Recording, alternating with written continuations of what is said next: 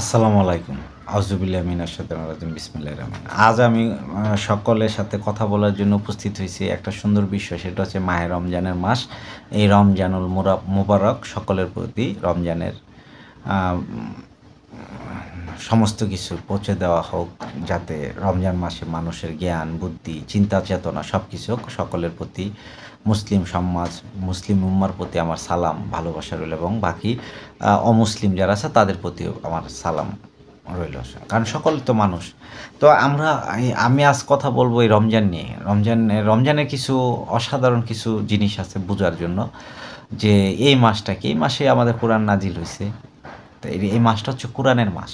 হ্যাঁ, রমজান মাস কোরআনের মাস। কোরআন আমরা প্রতিনিয়ত নিজের ভাষায় পড়ে বোঝার জন্য, মানে আমি আরবিতে বুঝতে পারলে ওকে, না বুঝলে হয়তো নিজের ভাষায় ট্রান্সলেট করে বোঝাও দরকার, যে কোরআন আমাদেরকে কোন পথে জীবন এবং জীবিকা এবং আমাদেরকে চলতে বলছে। আমার ব্রেনকে কোন দিকে আমার শার্পনেস করা উচিত, আমার ব্রেনকে জাগ্রত করা উচিত কোন পার্টটাকে। আসলে আমরা আমাদের ভিতর দেখেন, নফসের ভিতর আমাদের যে সৃষ্টিকর্তা যা যা দিছে সেটা একটা ভালো একটা মন্দের দিক দুটোটাই সেখানে আছে। তো আমার কথা হচ্ছে, এখানে আমরা একটা জিনিস বারবার খেয়াল করতে পারি না, যে রমজান মাসে আমাদের বাঙালি জাতির যে কালচার, কৃষ্টি কালচার, যে রমজান মুসলিম যে বাঙালি আছি আমরা, যে চিন্তা করে দেখবেন সেটারে সকলেই বলে। তারপরে আমি আর একটু ভিন্নতার দৃষ্টি না, একদম লেভেল দৃষ্টিতে দেখাচ্ছি। যেমন রমজান মানে কি আমাদের, মানে রমজান হচ্ছে যে কোনো কিছু, মানে আমি সংযত হওয়া, হ্যাঁ, নিজেকে সব কিছু সংযত করা। আমি সারাদিন, মানে সংযত বলতে এটা খাবার নিয়েও আছে,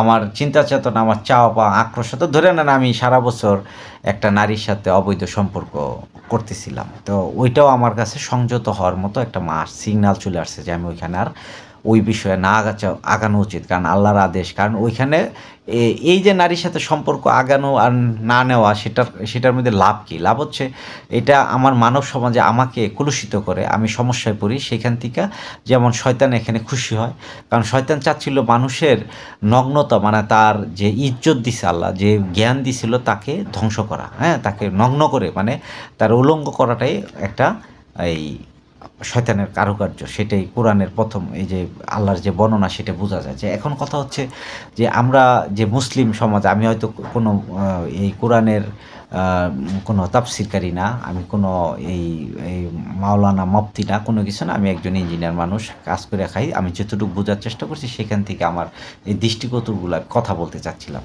যে প্রথমত হলো রমজান যে আমাদেরকে যে অধ্যায় দিছে, যে শিক্ষা দিছে, সেটা কি জানেন? পৃথিবীতে শ্রেষ্ঠতম শিক্ষার মাস এই একটা মাস। সেখানে কোরআন আসছে, কোরআনের মাসই বলা হয় এটা। কারণ এই কোরআনটা আমাকে বারবার নিজের ভাষায় বুঝাকে, ওইখানে যে ঘটনা, আইন কানুন, মানুষ হিসেবে আল্লাহকে চিনা, রসুলকে চিনা, পৃথিবী কীভাবে সৃষ্টি হয়েছে, সমস্ত বিজ্ঞান ওইখানে অ্যাভেলেবেল। তখন ওইখানে আমি যখন এটা পড়বো কন্টিনিউয়াসলি, তখন আমি এইটাকে আমি আরও ভালো বুঝতে চেষ্টা করব। আমি মানুষ হিসেবে আরও উন্নত হইতে পারবো। আমার চিন্তা চেতনা, মানবিকতায় আরও শ্রেষ্ঠ হওয়া যায়।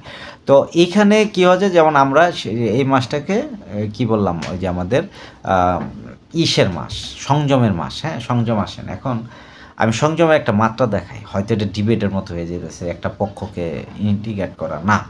আসলে দেখেন, আমাদের প্রতি মাসে আমাদের যে সংসারগুলো আছে, সেখানে প্রতি মাসে খরচের পরিমাণ ছিল গত মাসে, ধরেন এই রমজান মাসের আগের মাস 30,000 টাকা, ধরে নেন 30,000 টাকা।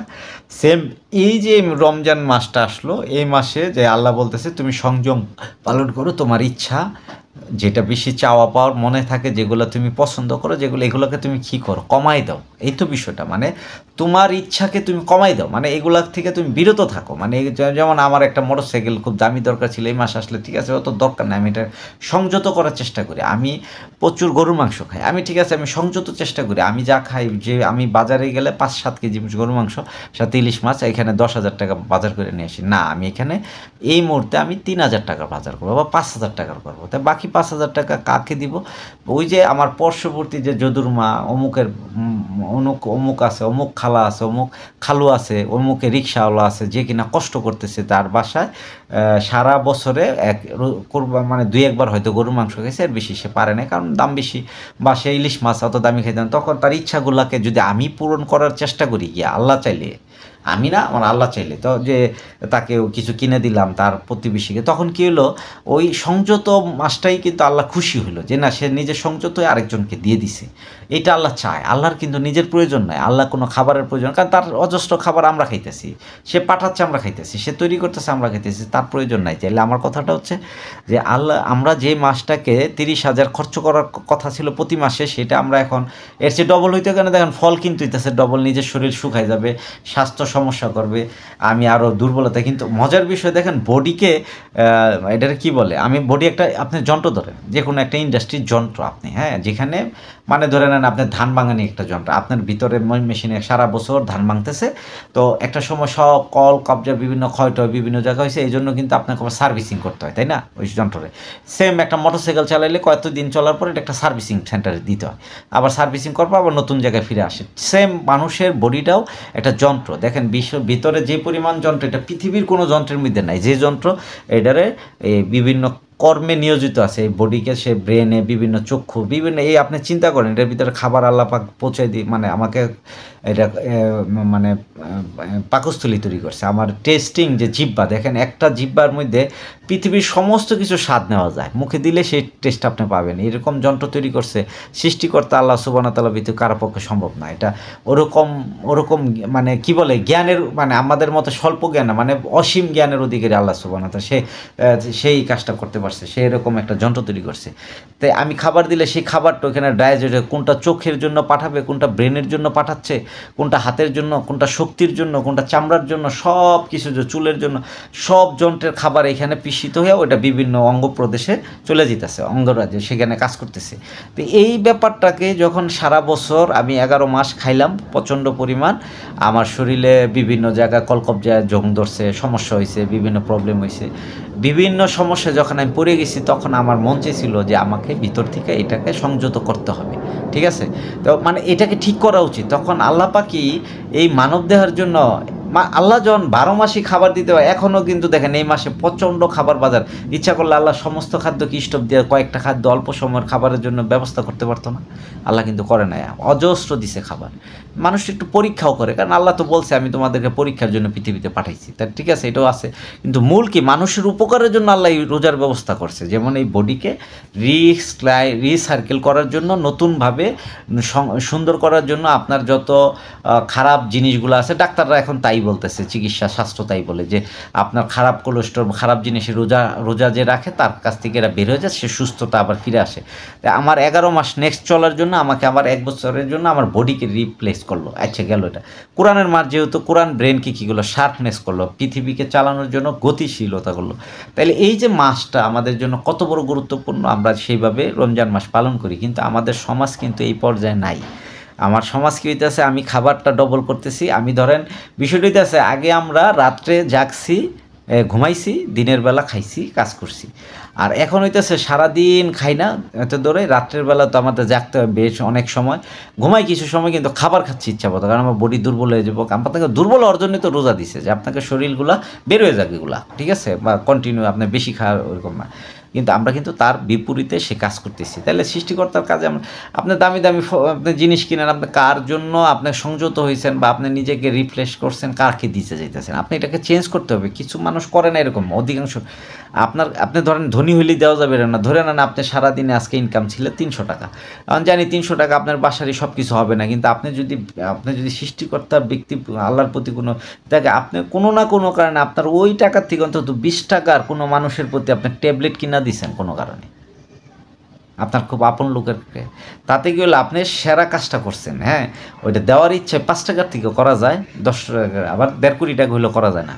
তো আমার কথা হচ্ছে যে সৃষ্টিকর্তা এই মাসটাকে আপনাকে দিছে, এবং দেখেন এই মাসটা পুরোটা আপনি পরিশ্রম করবেন, বডিকে একটা জায়গায় নেবেন, দেখবেন ঈদের দিন আপনার জন্য একটা আনন্দ ক্ষণবন আস্তে আস্তে, প্রতিদিন খাবেন ঈদের দিন, খুব সুন্দর। দেখেন নবীজির ছোট সময় পড়তাম যে সারা ঈদের সময় সে কিন্তু তার পরিবারের জন্য এত কাপড় কিনতো না, আমরা সকলে জানা, এটা আমি শুধু মানে আপনাদের বলতেছি না, আমিও করি, আমি এই জন্য নিজেকে বিরত থাকার চেষ্টা করবো, আমি চেষ্টা করবো, আল্লাহর কাছে সাহায্য চাইতেছি, যে আমি রসুলের যে জীবন, ঈদের যে খুশিটা ছিল ঈদুল ফিতরের, সেটা আমরা ছোটোবেলা বইয়েতেও পাইছি, যে সে একজন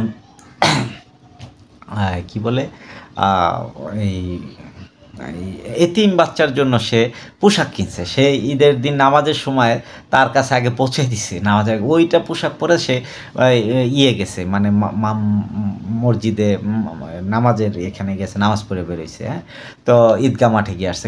তাহলে মজার বিষয় কি, যে এই যে আমি সারা মাসে আমার নিজের প্রয়োজনটা আমি দেখবো না, আমার প্রয়োজনটা আমি আরেকজনকে দিব। এই যে পোশাকটা দেখেন আমাদের কি হইতেছে, আমাদের এখন কিন্তু যে রোজা শুরু হয়েছে, আপনার প্রত্যেকটা এই আপনার দেখেন উচ্চ ফ্যামিলির ব্যক্তিরা এই যে প্রথম রোজার থেকে শেষ রোজা, এই যে 10 রোজা 15 রোজা পর্যন্ত তারা করবে।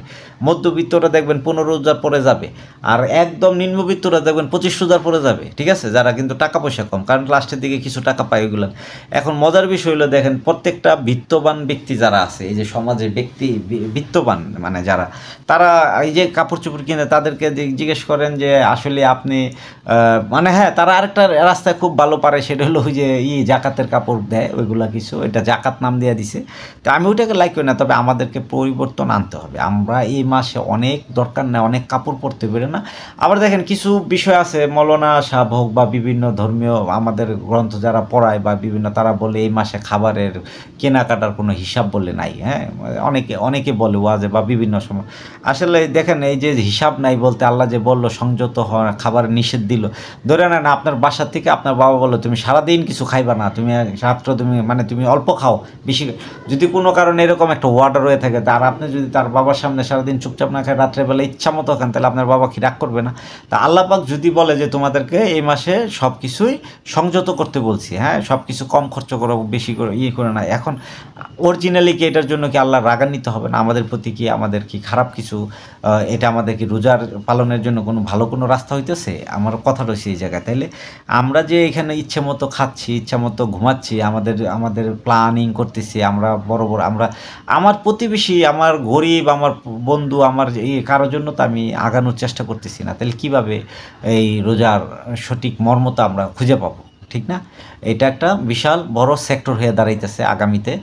আর নেক্সট দিয়ে দেখবেন যে দেখেন এইটা এই রোজার সাথে সম্পর্ক শুধু না, এখানে খাদ্য খাওয়ানোর আমাদের উচিত প্রতিদিন, শুধু এই রোজার মাস তো অবশ্যই বিশেষ দিন, এটা আল্লাহ পাকের ঘোষিত একটা সুন্দর। আরও 11 মাস থাকবো, সবসময় আমাদেরকে বের হতে হবে সেখানে গিয়া, যে দরিদ্র মানুষ, তার খাবারের অভাব, যার চিকিৎসার অভাব, যে সমস্যার অভাব, তার সাথে যেটুকু করা যায়। আপনি পুরো পারবেন না, আল্লাহ পাক ছাড়া তার সমাধান না, কিন্তু নিজের যেটুকু করলে আল্লাহ খুশি হয়, সেই পর্যায়ে আপনি তার পাশে যায় দাঁড়ান, তাইলে দেখবেন সব কিছু সুন্দর। আমরা কি এখন ইচ্ছে মতো কাপড় কিনবো? বড় বড় শপিং মলগুলো এত ভিড় কেন থাকবে? এটা কেন হচ্ছে? এটা কি নিজের জন্যই তো হইতেছে? আমি নিজে যাই, আমার পরিবারের জন্য আমি কিনি, আমি কারোর জন্য কিনি না, হইলো এটা।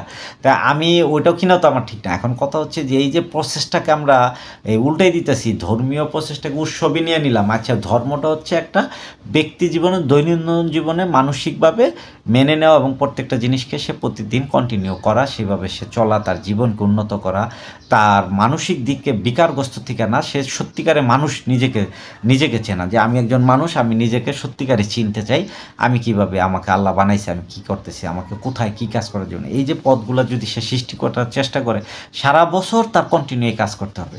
ধর্ম কিন্তু কোনো একটা এই যে এলাকার গল্লির রাস্তা না। হ্যাঁ, এটাকে ধরতে হবে একটা হলো